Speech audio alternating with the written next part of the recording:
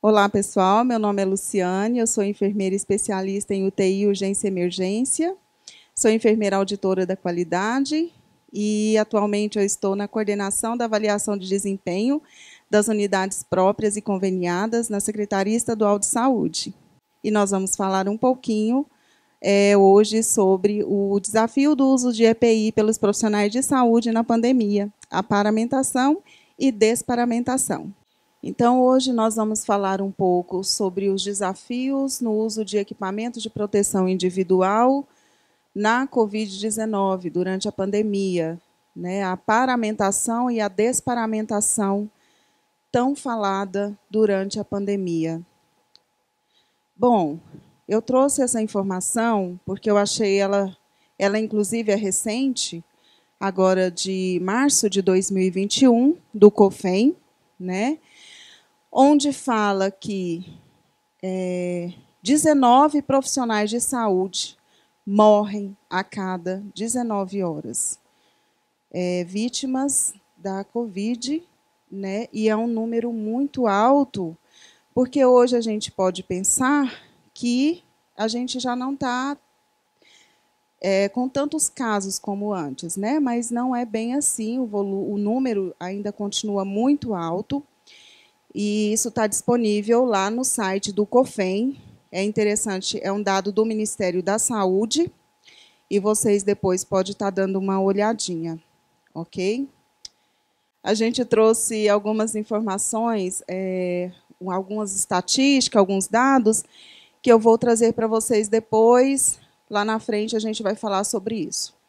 Mas quando a gente fala dos mecanismos de transmissão da Covid, né? A gente sabe, e a maioria, né? Acho que acredito toda a população hoje tem consciência da forma que pode se infectar com o vírus, né? Que é por contato, gotícula e aerossóis.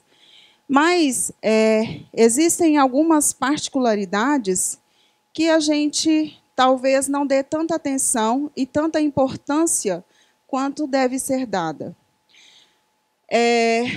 A SARS, né, CoV-2, ela pode ser transmitida. A gente vai dividir o mecanismo de transmissão. Primeiro, nós vamos falar das partículas que ficam em gotículas e aerossóis, e depois a gente vai falar das partículas virais que ficam sobre a superfície, que é a transmissão que fica o vírus quando ele fica no RNA, né? Fica ali e a pessoa tem contato e se infecta também. Tá, então, nos mecanismos de transmissão do vírus, né, nós temos a transmissão por gotícula, nós temos a transmissão por contato e nós temos a transmissão por aerossóis, né? Isso é tão comum para todo mundo, mas qual que é a nossa dificuldade hoje? É que a gente não usa os EPIs corretos para cada tipo de transmissão, e a gente não dá a devida importância para isso no nosso dia a dia, no nosso trabalho, lá na assistência. Quem está na ponta com o paciente ali, beira-leito, muitas vezes deixa passar muitas coisas, né? E aí, com isso, a gente chegou naquela estatística de 19 profissionais morrendo, né? Aliás, um profissional morrendo a cada 19 horas. Bom, aí, quando a gente fala dos mecanismos de transmissão, a gente tem as gotículas, aerossóis e contato, que são os fômites, né, superfície também, onde tem a partícula do vírus, do RNA do vírus. Bom, aqui em gotícula, a gente sabe que a gotícula tem mais que 5 micrômetros, e aí, quando a pessoa fala, espirra, essa gotícula ela pode ir até 2 metros, e nós temos os aerossóis, que têm menos de 3 micras, a partícula, e aí ele fica suspenso no ar por até 3 horas. Né?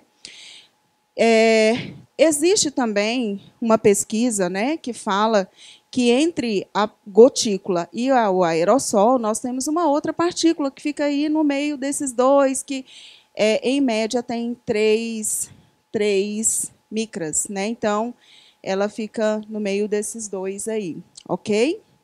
Vamos agora falar quais as vias de transmissão. Nós vamos falar do contato, fômites, mais um pouquinho para frente. Por gotícula, nós temos o contato próximo, menor que 1 metro, então você está com alguém falando, conversando, e aí essa distância é menor que 1 metro. Caso essa pessoa não esteja protegida, né, tanto quem pode transmitir, quem esteja infectado, quanto o outro pode se infectar, se contaminar. Aí nós temos a gotícula, ela pode ser emitida através da fala, da tosse ou espirro. Elas se depositam na boca ou nariz do interlocutor e pessoas assintomáticas. Quando a gente fala de pessoas assintomáticas, são aquelas pessoas que não estão apresentando nenhum dos sintomas ou pré-assintomáticas, mas que também podem transmitir. É aquele colega que está do seu lado conversando com você, né? E não está apresentando nenhum sintoma, e, no entanto, ele está infectado. E aí as pesquisas mostram que quanto mais sintomas, quanto maior os sintomas da pessoa que está infectada, isso significa que maior a carga viral no organismo daquela pessoa. Então, sintomas leves, carga viral baixa. Sintomas mais acentuados, carga viral mais alta naquele organismo. E aí isso depende de vários fatores, imunidade, né? Enfim.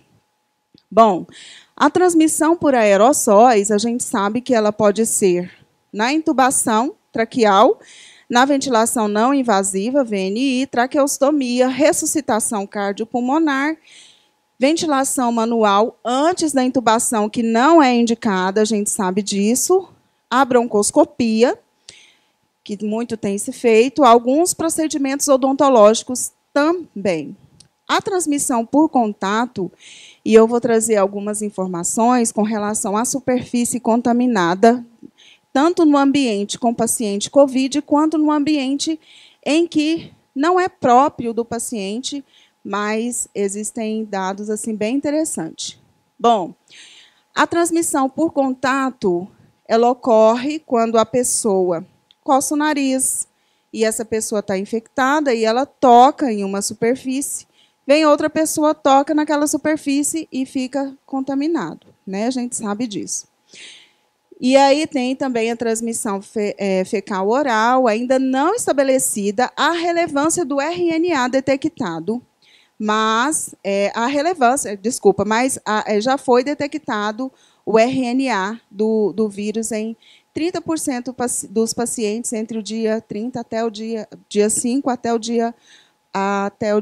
até 4 a 5 semanas. Então, pode acontecer de ter o RNA do vírus também. Ok?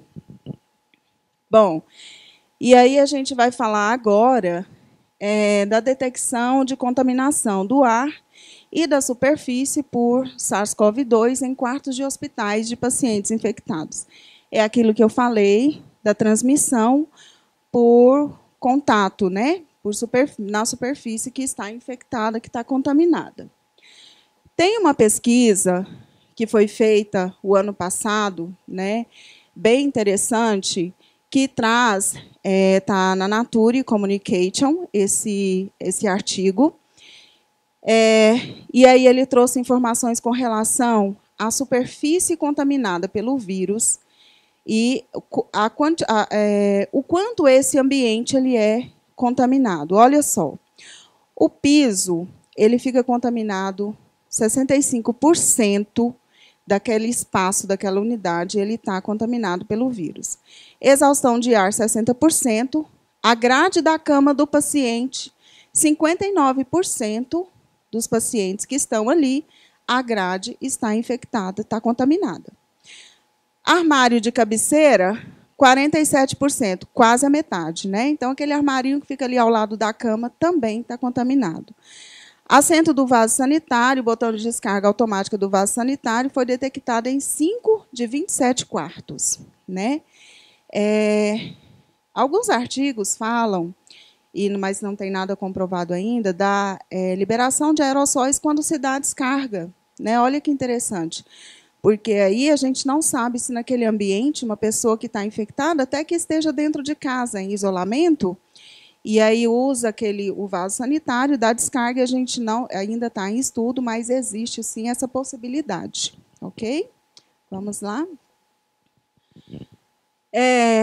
Eu trouxe alguns estudos que eu achei relevante. A gente está falando aqui porque é a nossa realidade, né? É o nosso dia a dia. Bom, os procedimentos geradores de aerossol em maior grau.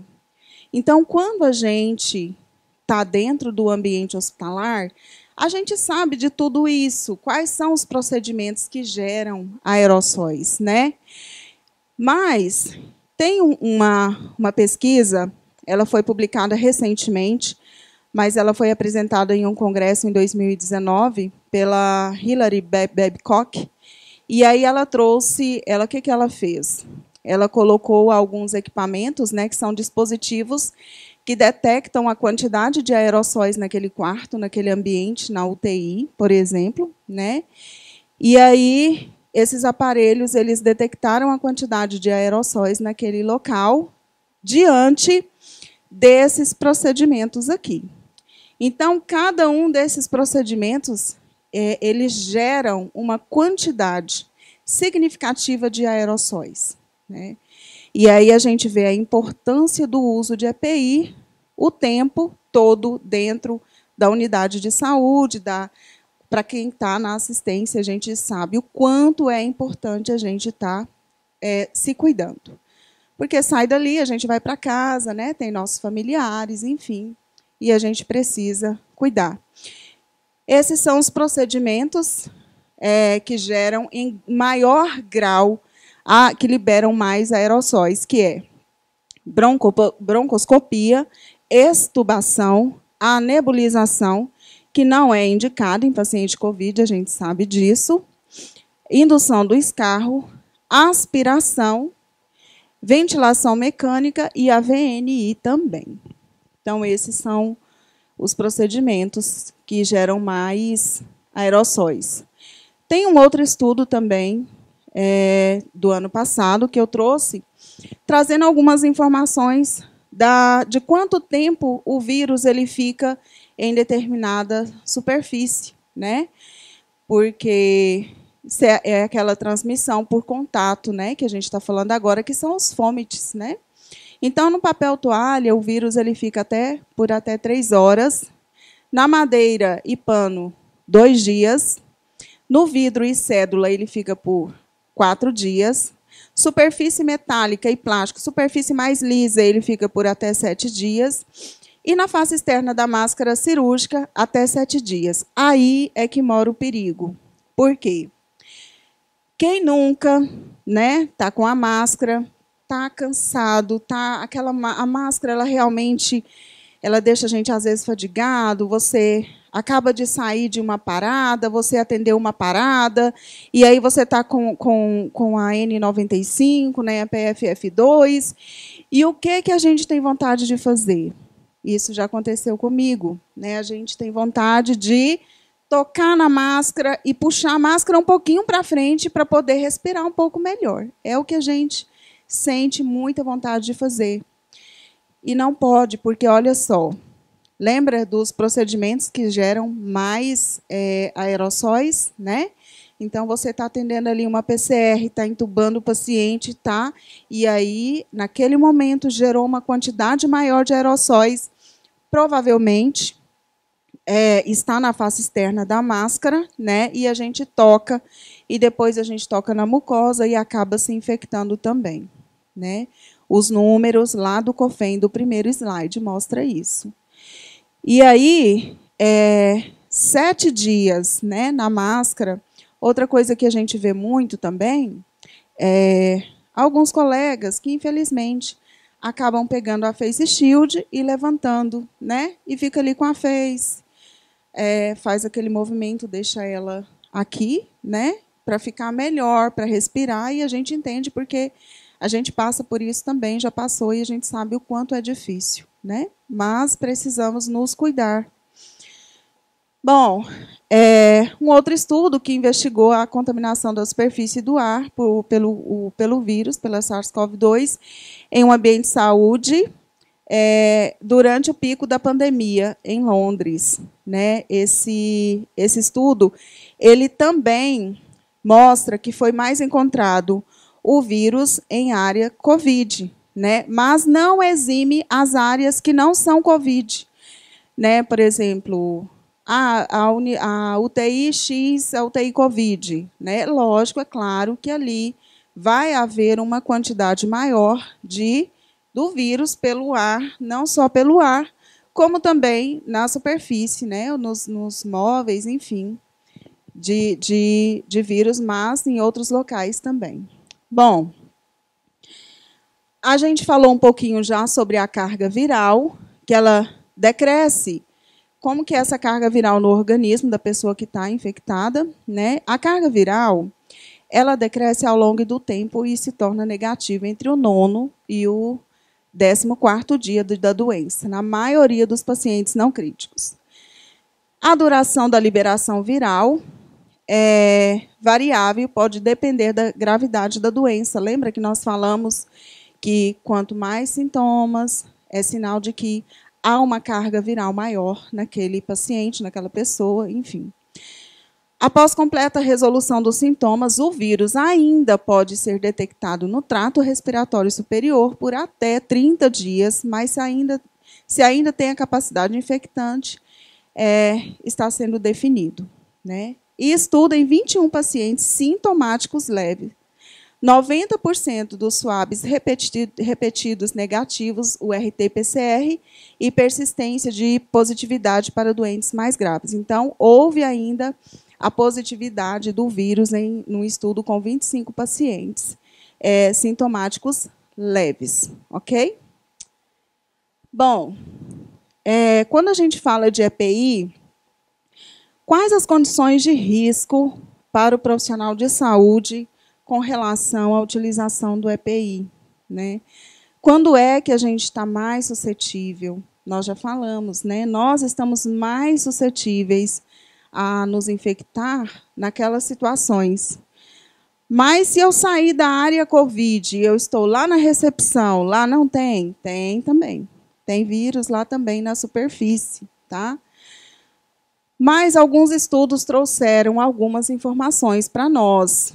A exposição prolongada de paciente COVID, sem cobrir olhos, nariz e boca. Então, o que a gente tem que tomar cuidado? Por exemplo, vou lá no meu paciente fazer um procedimento. Qual que é a indicação? Que eu reúna, se possível, aquilo que é possível eu fazer no meu paciente, naquele momento em que eu estarei ali com ele. Lembrando que tem um outro estudo que diz que a permanência do profissional por mais de 60 minutos com o paciente, houve uma infecção maior. Há registro de que os profissionais se infectaram mais, aqueles que se permanecem com pacientes COVID por mais de 1 hora. Tá? Então, manusear o paciente sem EPI, isso é claro, a gente sabe, né, que existe o risco altíssimo. Manusear equipamentos compartilhados entre pacientes sem desinfecção, sem a desinfecção correta, né? É algo que, às vezes, ali na pressa do nosso plantão, a gente acaba fazendo tudo assim, eu preciso fazer agora, porque está corrido, eu estou com muito paciente, tem muita coisa, relatório, enfim, a gente sabe o quanto é corrida a nossa vida. De assistência não é fácil, né? Mas, enfim, a gente precisa ter esses cuidados. E aí, eu falando aqui, eu fico pensando, nada a gente, na maioria das vezes, sabe tudo, né? Com relação a isso, a gente sabe que tem que fazer a desinfecção da forma correta, né? Usar o produto correto para fazer a desinfecção, né? Mas a gente, às vezes, acaba pecando nisso. E os números, eles mostram, né? É um profissional a cada 19 horas. E é de março essa informação, de 2021. Então, a gente pensa que está ficando tudo normal. É claro que a gente vê que aquela onda, né, que nós tivemos, aquilo tudo não está aquela loucura que nós vivemos, mas ainda está, né?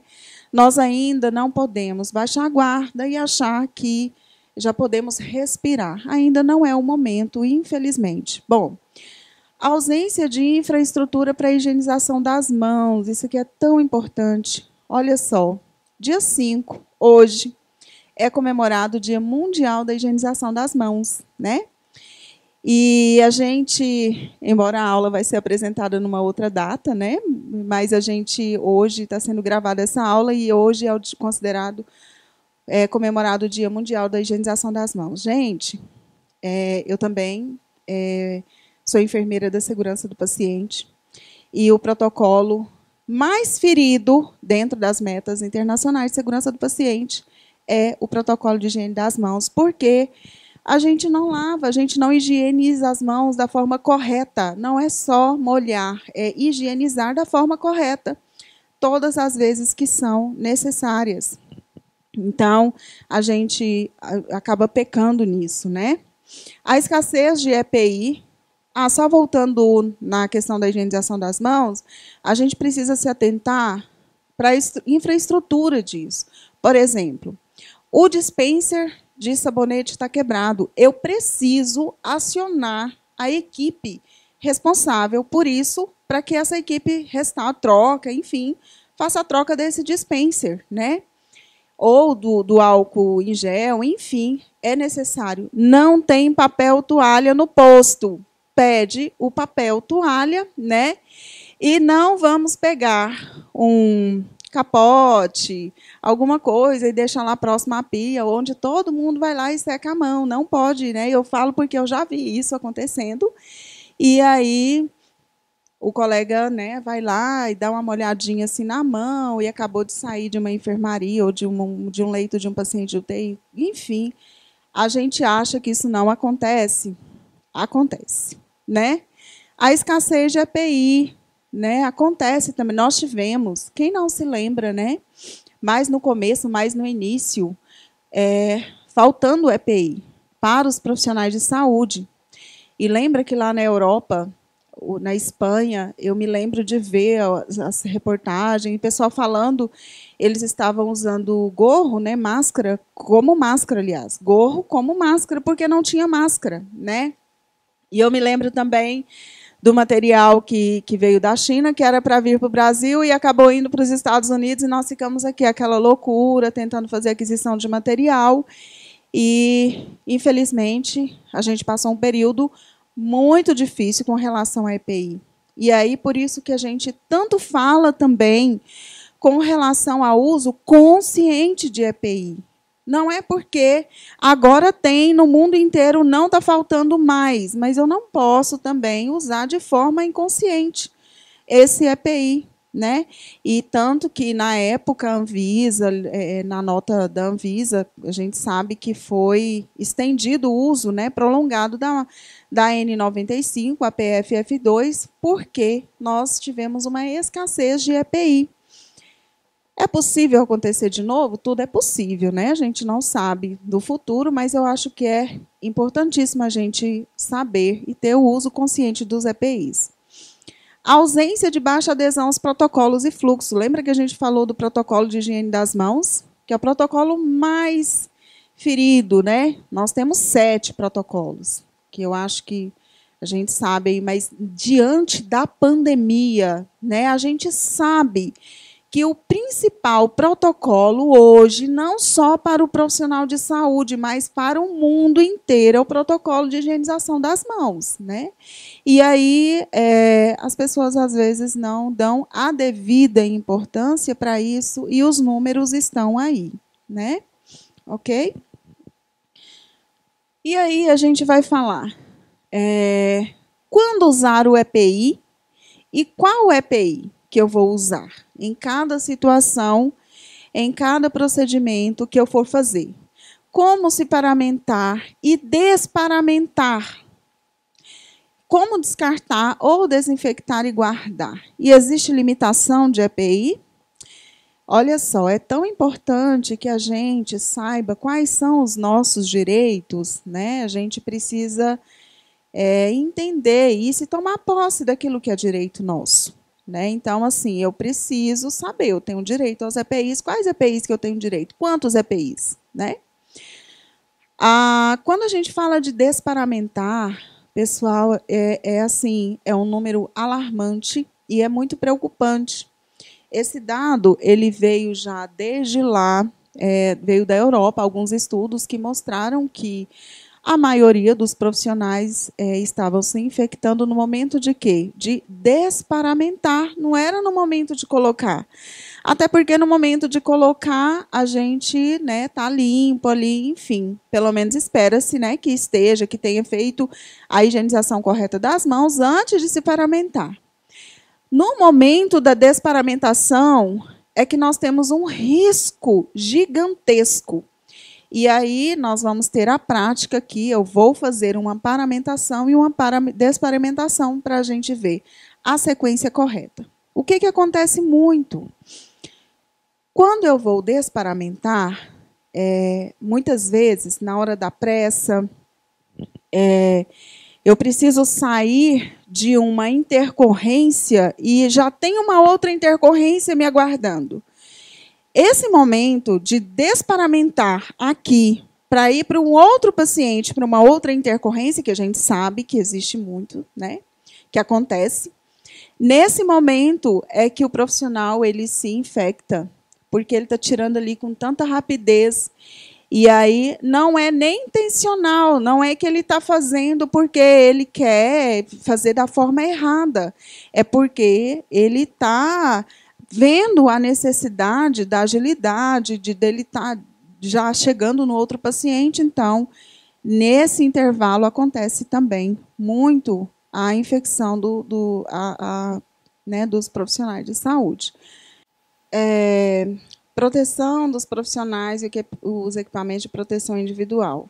Bom, a gente sabe da nota técnica da Anvisa número 4, onde fala de todos os EPIs que são necessários utilizar, que os profissionais de saúde devem utilizar e em cada situação que esses equipamentos devem ser utilizados.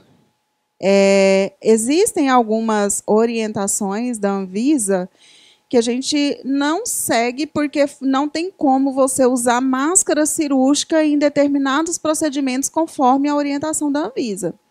Então, a gente sabe que foi uma movimentação por todas as instituições hospitalares no sentido de colocar a N95, mesmo naqueles procedimentos em que, pela Anvisa, a indicação é máscara cirúrgica. Então, a gente sabe que existe isso também. Mas é importante, eu não vou abordar todos os cenários, porque lá na nota da nota 4, a NT4, diz cada cenário e cada situação que você deve utilizar X EPI. Então, seria interessante vocês terem conhecimento também disso. Quando é que eu devo usar a N95, quando é que eu devo usar? Agora a gente já sabe, Agora a gente já sabe quais são os procedimentos que geram a maior carga viral que gera mais aerossóis, Então a gente já sabe disso. Bom, aqui a gente fala, não tem como falar da pandemia agora, desse contexto todo que a gente está vivendo, sem falar da higienização das mãos, que a gente já abordou um pouco lá atrás, não vou entrar novamente, mas é só para relembrar, gente. E outra coisa, quando a gente fala da higienização das mãos, a gente não fala só... a gente não pode pensar só em Covid. Quantas outras doenças, infecção cruzada dentro de uma unidade hospitalar, dentro de um ambiente hospitalar. Então, a gente tem que pensar nisso também. E aí, a gente hoje fala-se muito em higienização das mãos, mas por conta da Covid. Mas não é só Covid, Então, a gente tem outras patologias, a gente sabe que tem as bactérias multi-R, multiresistentes, que a gente precisa tomar cuidado também, ok? Bom, quais são os EPIs que nós precisamos usar? Essa orientação da CDC, que é a mesma da OMS, ela traz aqui os equipamentos que nós precisamos estar utilizando, que é a Face Shield, a máscara N95 PFF2, o avental, luva, né? E aqui a gente não pode esquecer também do quê? Do gorro, né? Da touca. A gente não pode esquecer da touca também. E aqui, no outro cenário, foi colocada uma máscara cirúrgica, né? E aí a gente vai falar também sobre esses EPIs no momento da prática, da paramentação e desparamentação. A proteção dos profissionais e os equipamentos de proteção individual deve ser selecionado baseado na avaliação dos riscos associados às atividades executadas. Lembra que a gente falou que depende do que eu vou fazer com o meu paciente, eu vou me paramentar de acordo com aquilo que eu for fazer. É um procedimento que vai gerar fluidos, né? Então eu tenho que pensar nisso. Eu estou correndo risco em manipular aquele paciente naquele momento, fazendo daquela forma? Então eu preciso pensar em mim, né? A gente precisa avaliar primeiro a cena, né? Bom, e aí a gente usar um único par de luvas e trocar quando indicado, higienizando as mãos sempre. Mais uma vez, higienização das mãos. E o cuidado também na hora de tirar essa luva, né? Usar o óculos de proteção ou máscara facial, a face shield, quando indicada a proteção ocular. Óculos pessoais não são protetor ocular. E aí a gente ouve muito alguns colegas falando assim: não, eu já uso óculos. Eu também uso, mas eu coloco a minha face shield, né? Porque o óculos, ele não é um equipamento de proteção individual. A gente sabe das dificuldades que nós temos com relação à EPI quando a gente está no nosso dia a dia e que não tem os EPIs, às vezes, por exemplo, aqueles de ponta de linha, né? Aquelas coisas mais maravilhosas, aquele óculos tipo de estilo nadador que a gente coloca sobre o nosso óculos, né? Seria interessante se todos tivessem, mas infelizmente a nossa realidade não é essa. Então, lembrando que óculos pessoais não são protetores oculares, ok? Eu falo porque eu já ouvi isso, né, algumas vezes, o colega falar: não, mas eu já uso óculos, né, e não é por aí. Usar respiradores N95 e PFF2 segundo os critérios e seguindo os treinamentos, né? O que acontece? A gente treina muitas vezes, passa as informações que são necessárias, mas muitos colegas não dão a devida importância. Eu falo isso tanto porque eu vejo muito isso acontecendo, né? E assim, e às vezes existem informações tão relevantes que às vezes uma informação aqui que o outro não tinha, né, naquele momento. Então é importante sempre que for ter capacitação na sua unidade, sempre que for ter treinamento, que a CCIH passar, né, e que segurança do paciente estiver passando, é importante que vocês deem a atenção mesmo necessária, que esse pessoal está aí, e eu falo também, enquanto enfermeira da segurança do paciente, que esse pessoal está para ajudar, está para identificar as falhas, os riscos, né, e poder melhorar para nós mesmos. Fatores implicados na transmissão de patógenos respiradores aos profissionais de saúde e risco para a gotícula. Aqui a gente já falou, né, da gotícula, que maior que 5 micras, e aerossóis menor que 5 micras. Os fatores que influenciam no tamanho da partícula de aerossol exalada. A característica do fluido, força e expressão no momento da emissão e a temperatura. Eu li um artigo recentemente, também da Europa, falando sobre a temperatura e o tempo de permanência da partícula viral na gotícula e no aerossol no ambiente. Mas ele bem atualizado e falando que tanto o vento quanto o clima, né, a umidade do ar, ela influencia muito na permanência desse vírus, ok? E aqui a gente já falou da exposição prolongada do profissional com o paciente COVID. A gente falou também da distância da dispersão do ar exalado, né? Então, assim, a pessoa, quando ela fala muito alto, ela exala gotícula e também aerossóis. E o uso inadequado de EPI tem demais, gente. Quem nunca viu um colega com a máscara no queixo, né? A gente vê muito isso acontecendo. Hoje não tanto, né, quanto mais até um tempo atrás, mas ainda a gente vê isso acontecendo, né? E a inadequada higiene das mãos, que nós falamos também. Então, não é só molhar, é fazer realmente a higienização, ok? Bom, aqui a gente estava falando da forma inadequada, né, de usar a forma correta e a forma incorreta de fazer a utilização.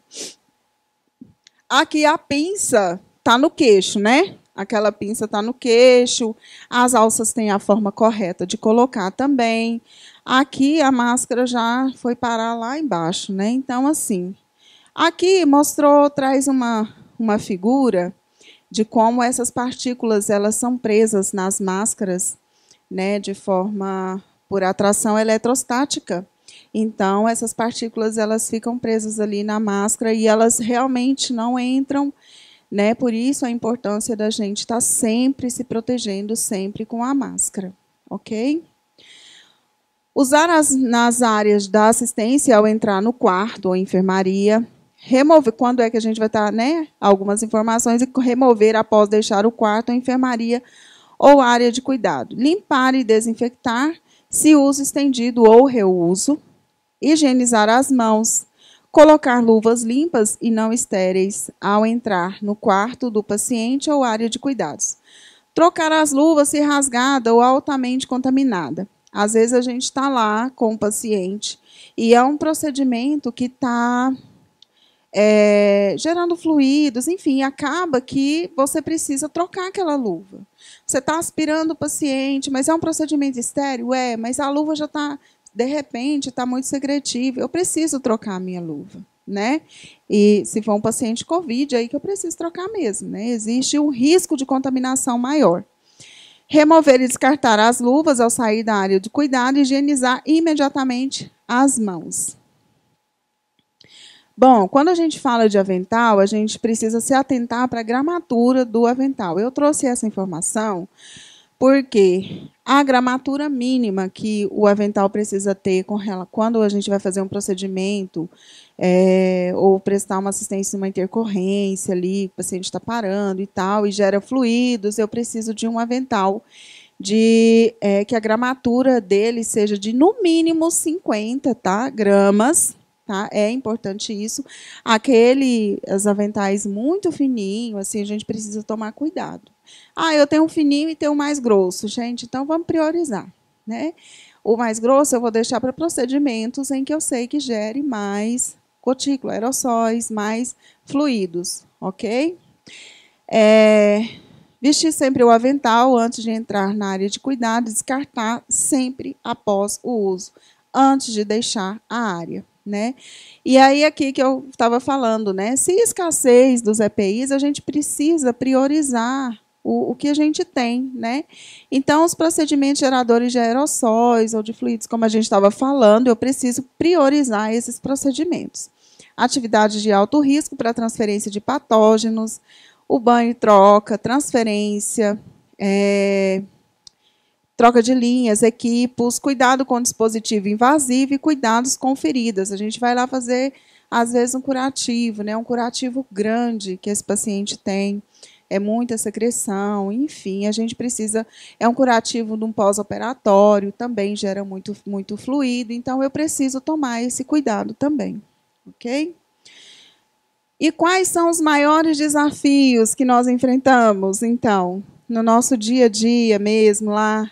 Apesar de que todos esses que nós citamos aqui são, mas a gente fala do estetoscópio, né? Quando a gente fala, o estetoscópio ele é de uso individual do paciente, está lá. Mas, o que acontece? E a ogiva do estetoscópio? Como que a gente faz? Né? Pode acontecer dele estar contaminado. E aí a gente precisa pensar o seguinte: como que eu vou fazer essa desinfecção? Eu vou deixar o algodão lá no quarto do paciente, eu vou levar e eu toco nele. Então, existe a técnica também que a gente precisa saber para poder usar de forma adequada. Não é estar lá o estetoscópio, eu já vou chegar e tocar e colocar em mim. Não, de jeito nenhum, né? O risco é grande também. A limpeza dos óculos e da face shield. Né, existe também algumas dúvidas com relação a isso. Lembrando que sempre que eu vou em um paciente, na hora da desparamentação, corpo eu faço dentro do quarto, né, dentro da enfermaria, enfim. E cabeça a gente faz fora. Né? Luva dentro ou fora do quarto? É outra dúvida que o pessoal sempre pergunta nos treinamentos. As luvas, eu vou colocar antes e vou tocar na maçaneta, a luva está limpa, então não tem problema. Né? Aí existe uma rotina dentro de cada unidade. Por exemplo, se determinar, olha, vocês vão calçar a luva antes de entrar, vai calçar a luva, pode tocar, a luva está limpa. Mas, na maioria dos lugares, hoje a gente sabe que entra, higieniza as mãos e toca na maçaneta com as mãos limpas e lá dentro calça a luva. E depois que terminou o procedimento, tira as luvas e também higieniza as mãos e toca na maçaneta, tá bom? O ideal é isso para que não haja contaminação dessa maçaneta, porque não entra só também a equipe da enfermagem. Isso é necessário que todos que têm acesso àquele ambiente fale a mesma língua, né? A reutilização de máscaras, né? Colocar, como foi falado, tantos treinamentos, né, que nós falamos, de guardar a máscara dentro do saquinho de papel, né? Dobrar ali uma folha A4. E, por conta da escassez dos EPIs, houve a necessidade da gente reutilizar a PFF2 por mais tempo e a gente fazer o armazenamento desse EPI foi dessa forma. Né? Machucados, a gente sabe, né, quantos profissionais, quantos colegas com lesão por pressão no rosto, porque os equipamentos também, às vezes, né, de baixa qualidade, enfim, acaba que muitos colegas eles ficaram com o rosto cheio de machucados, né? O momento 2 da higienização das mãos, que a gente sempre fala de higienização das mãos, antes e depois, antes e depois. E quando a gente fala de fornecedores, hoje nem tanto, né? Mas a gente teve uma dificuldade muito grande de conseguir esses EPIs durante um bom tempo, a gente sabe disso. E quando a gente fala do uso consciente dos EPIs, é com relação a isso. A gente sabe, inclusive, que a Anvisa abriu alguns critérios dos EPIs, né, para aquelas empresas que já fabricavam os EPIs, não para novas empresas. Ah, não vai passar mais pela avaliação X, então eu também vou fazer. Não, você não estava no mercado, né? As empresas, para acelerar o processo de fabricação, para não haver a escassez dos EPIs, então a Anvisa ela liberou, né, que uma certa fase dos EPIs que são fabricados, essa fase aqui nós vamos pular, né?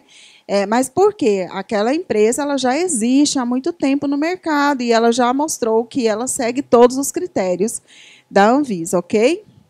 Então, com relação aos fornecedores, nós também tivemos dificuldade. Bom, outro desafio com relação à paramentação é o ajuste da N95 no rosto.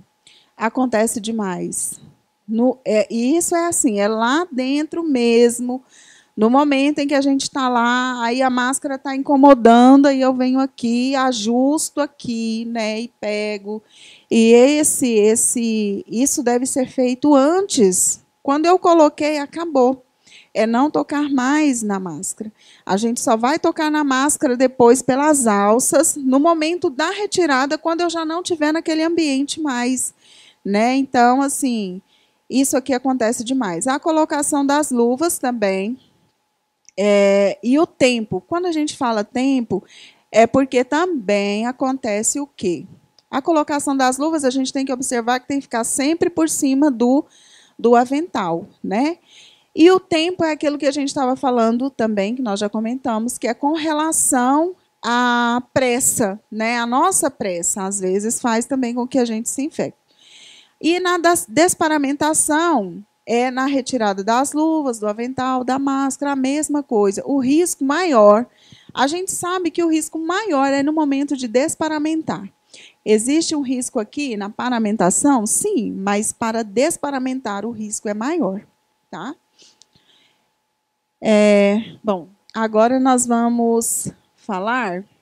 Isso aqui foi um estudo também, onde trouxe que 90% das enfermeiras toleram usar a N95 por 2 turnos consecutivos de plantão de 12 horas. E aí, gente, foi feita uma avaliação, foi feito um estudo, uma pesquisa. Normalmente, se faz isso, vai uma pessoa para o ambiente e fica ali só observando, né? Igual quando a gente vai fazer uma auditoria, né, e a gente quer, de repente, ver alguma coisa, a gente fica ali observando como que é a adesão, por exemplo, de higienização das mãos, a gente fica no ambiente observando. E também a gente observa, e aí nessa pesquisa foi observado isso, né? Que aí os nossos colegas, né, os profissionais, eles tocaram na face, na porção anterior da máscara, em média, 25 vezes por plantão. E aí a gente sabe que a máscara ela serve como um anteparo, né, para que o vírus que está suspenso no ar, ou gotícula da pessoa que está falando próxima a você, não chegue até a sua mucosa, né? Mas a gente tocando na máscara 25 vezes por plantão é um número alto, né? Então, certamente, você vai contaminar a sua mão e você provavelmente vai coçar em algum momento e você pode, sim, estar se infectando. E os números estão aí para mostrar, né? Novamente, a gente fala, são 19 profissionais que morrem a cada hora em decorrência do Covid, da pandemia, né? E aí a gente fala aqui do uso estendido, né, da máscara, a logística de, por exemplo, o armazenamento, o reuso dela. Tudo isso a gente tem que, mais uma vez, a gente fala do uso consciente dos EPIs, ok? E aí a gente vai falar agora da paramentação e a desparamentação. Eu vou mostrar aqui, e aí a gente vai para a parte prática, né, de como a gente deve se paramentar e desparamentar, ok? Bom, isso aqui é da Anvisa, é a orientação da Anvisa, né, trazendo como a gente deve fazer a desparamentação e a paramentação. Como a gente deve retirar as luvas, o avental e fazer a higienização das mãos. O correto, a gente sabe que é fazer a higienização no intervalo da retirada de cada EPI, né? E no momento de colocar também, a gente tem que higienizar as mãos antes de tudo, né? E quando a gente sai do carro, o que a gente falou? O corpo a gente faz dentro do quarto, da enfermaria, né? E aí, cabeça a gente faz fora, né? A gente nunca faz cabeça dentro do quarto ali onde o ambiente está, ok? Então, nós vamos fazer agora a paramentação e a desparamentação. Ok, pessoal, então agora a gente vai fazer a desparamentação e a paramentação. Eu queria fazer só uma observação com relação à máscara PFF2, né? Essa máscara aqui que a gente precisa utilizar. Posso usar a PFF1, Luciane? Não, né? Porque a PFF1 ela não tem o poder filtrante que a PFF2, ok? Ela filtra até 80%. E aquelas máscaras que tem o filtro aqui do lado, eu posso utilizar também com carvão ativado? Não, também não podem, tá? Aquela máscara não serve para nós. Ela é muito utilizada em construção, pessoal de limpeza, tá? Mas para nós ela não serve. Então, só uma consideração com relação à máscara. Eu já prendi o cabelo, né? Não estou com a dor, estou com um brinco, mas não vai influenciar. E aí a gente vai fazer agora a paramentação e a desparamentação. Então, a primeira coisa que nós vamos fazer é higienizar as mãos da forma correta. Eu vou falar aqui todos os passo a passo. A gente tem que lembrar que o quê? Eu me paramento e eu me desparamento na ordem contrária que eu me paramentei, tá? Então, a primeira coisa que eu vou fazer é higienizar as mãos, depois vou colocar a máscara, que, na verdade, naquele momento ali, naquele ambiente, eu já estarei de máscara, né? Mas eu vou colocar aqui agora, ok? E aí eu vou fazer a sequência e vocês vão observando.